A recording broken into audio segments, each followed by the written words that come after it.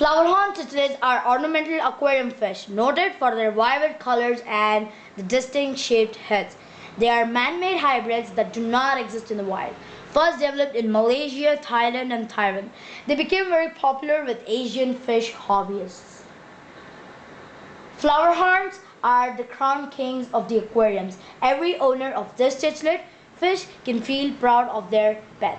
Here are some interesting facts about flowerhorns that every aquarium lover should be aware of. Number 1. The unknown reality between the crown, hump or the cock. The cock or the hump of a flowerhorn is nothing but a fat deposit. The growth of bigger cock hump makes the fish movement slower. The round shape of the cock makes it difficult for the fish to swim, but it doesn't have anything to do with the fish's health. Number 2. Grooming two males separated by one glass.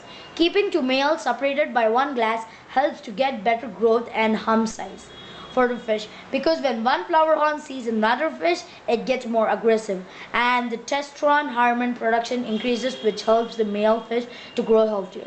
Number 3. Quickest way to understand male and female. There is a quicker way to identify the gender of flowerhorn fishes, which can be done without even touching the fish. Fish with a black spot on the dorsal fin will be females, and the fish with no black spot on the dorsal fin will be a male. Though this is not scientific method, 85% of the results will be accurate. Number 4. Least scared cichlids. Flowerhorns are the most courageous and the least scared fish from the cichlid family. Irrespective of opponent's size, flowerhorns have the ability to go pick and fight. No other fish from the cichlid category has the courage, and also this aggression makes it possible for humans to train flowerhorns. Number 5. Hump would have been a threat for other fish. Except for flowerhorns, if any other fish had this fat deposit, hump or the cock, it would have been a threat for its life. But only for flowerhorns, the fat deposit is a symbol of true beauty. Number 6. Finger in front of the glass. Showing finger and face near the glass makes flowerhorns more aggressive, and it responds accordingly. But the truth is, it is unnecessary stress for the fish, as it is seeing an unknown enemy who remains mysterious for the fish.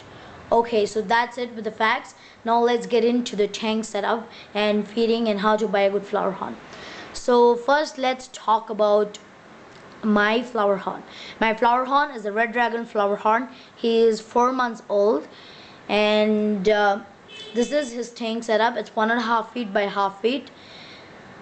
So let's talk first about your tank size. Is this tank good for my flowerhorn? You see, I have kept my flowerhorn in this tank just to observe him, to see is he active or is he lazy, how does he react to food, is he adjusting to lighting or is he comfortable without lighting. And that is what you can do when you keep a big fish in a smaller tank. You can observe the fish properly, but you should not keep it permanently just to observe them. So that's it. I have kept him here to observe it, and my 3 feet tank is built, and very shortly I'll move him to the 3 feet tank. So a good size 3 feet tank is what I recommend for a flowerhorn that matures up to 12 inches. Okay, let's talk about the tank setup. In my tank I have some stones and a poster, a filter, a heater and a light. So first let's talk, are these necessary? Poster. Why do you need a poster?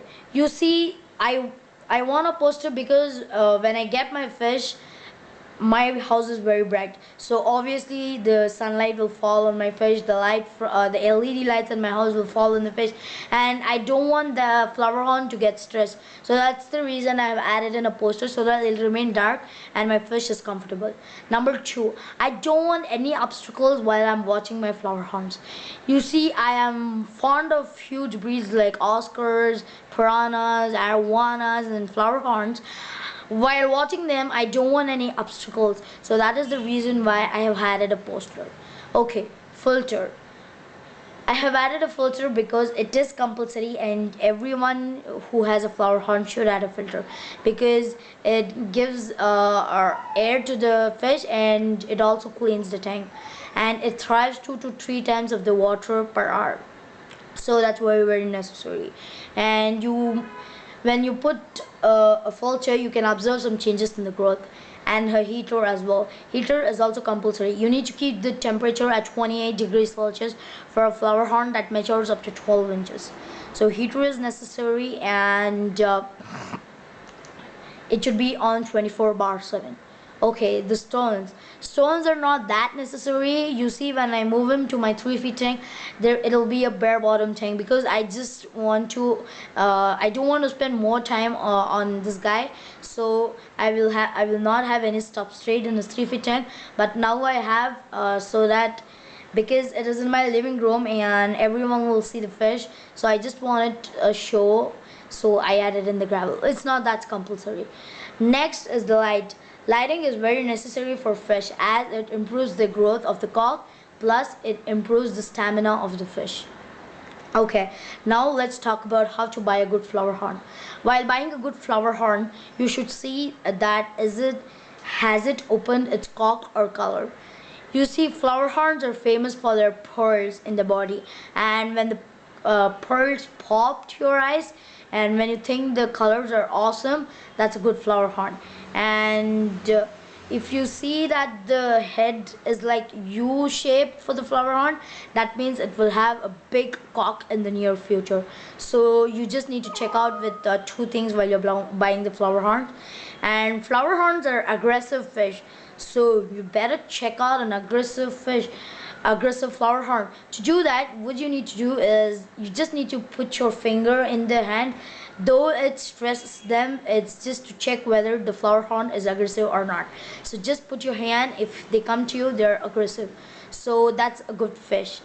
Okay, and the next thing, you should ask the shopkeeper, or at least tell him to feed the fish, so that you can see that your fish so that you can see that the flower horn is eating or not. Okay, let's talk about water changes. Water changes are the main thing for flower horns, and if you want to see good cock, good color in your flower horns, you need to do regular water changes. What I do is, weekly once I clean the entire tank, and 3 days once I refill the tank. So yeah, that is how I do it. And I store water in steel containers, so that, and I add an air stone as well, so that the tank will be the water will be cycled, and I don't add it from tap. And I also make sure that the water from the steel container is the same water that is in the tank. So I just take all that, and I just change the water of the tank. Just now I've changed the water of the tank, that's why he's a little stressed out, but he'll come to his normal color in a few hours. Okay, so what food I feed this guy? I feed him shrimp.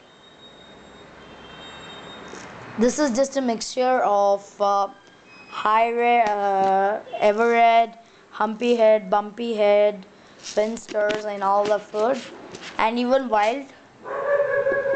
And this is cubic worms, exostary. So that's it, what I feed my flower horns. Okay, so how many times do I feed my flower horn? I feed him 2 times a day. I feed like 7 pellets to him, and in the afternoon, if I find that he's a bit hungry, or he just gets excited when he comes, I just feed him a cubic worm or shrimp. I feed him some 7 pellets and some mix of shrimp and cubic worms. Make sure your flower horn is full, but don't overfeed your flower horn. So that's all with the flower horn care guide. Take care of your flower horns. Flower horns are excellent fish, and they have true beauty. So all the best to everyone who are buying the flower horn. Share my video, subscribe, and comment. If you have any questions, please leave them in the section below. For the next video, do you want a Oscar care guide or a arowana care guide? Let me know in the comment section. Thanks.